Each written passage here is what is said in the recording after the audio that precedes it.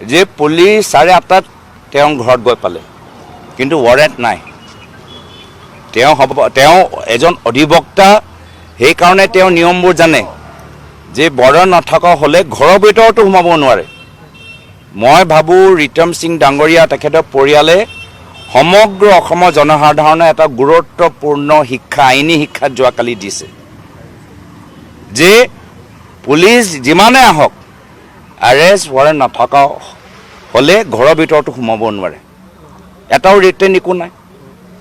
আৰু তাৰ ওপৰত ইমান হেঁচা তাৰ ওপৰত দিছে, সেই যি প্ৰক্ৰিয়া যে উলংঘন কৰিছে চৰকাৰে, অসম আৰক্ষীয়ে, তাৰ প্ৰতিবাদ কৰিবলৈ আমি গ'লোঁ। যেতিয়া 12:30 বজাত যেতিয়া মেজিষ্ট্ৰেট আহি যেতিয়া কিবা এটা নোট লৈ আহিছে, তেতিয়া আমাৰ কংগ্ৰেছৰ মুখপাত্ৰ আইনটো পালন কৰি গোটেইখিনি কথা চাই তেওঁ নামি আহিলে। তেতিয়া তেওঁ কোঅপাৰেট কৰিলে, তেতিয়া তেওঁ সংযোগ কৰিলে, তেতিয়া আইনী প্ৰক্ৰিয়া যিয়ে থাকে তেওঁক সমৰ্থন জনালে। আৰু এইখিনি কথা তেওঁ প্ৰথমৰ পৰাই কৈ আছে যে এৰেষ্ট ৱাৰেণ্ট দেখাওক, ক'ত হাজিৰ হ'ব লাগে দেখাওক।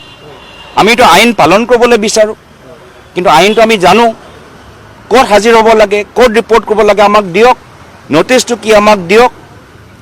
কিন্তু আপোনালোকে দেখা পালে যে কেনেদৰে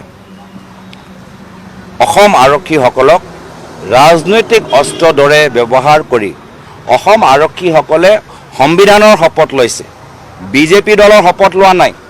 কিন্তু মুখ্যমন্ত্ৰী হিমন্ত বিশ্ব শৰ্মা ডাঙৰীয়া বাৰম্বাৰ অসম আৰক্ষী নিজৰ বিজেপি দলৰ সদস্য হিচাপে ব্যৱহাৰ কৰি অসম আৰক্ষীসকলৰ মৰ্যাদা হানি কৰিছে, অসম আৰক্ষীসকলৰ ট্ৰেক ৰেকৰ্ড বেয়া কৰিছে, অসম আৰক্ষীসকলৰ পিছত গৈ প্ৰমোশ্যন হোৱাৰ ক্ষেত্ৰত বাধা দিছে, তেওঁলোকৰ ফাইল বেয়া কৰিছে, যাৰ যাৰ চহী থাকিব এইটোতো ৰেকৰ্ডত থাকি যাবতো, ৰেকৰ্ডত নাথাকিব নেকি?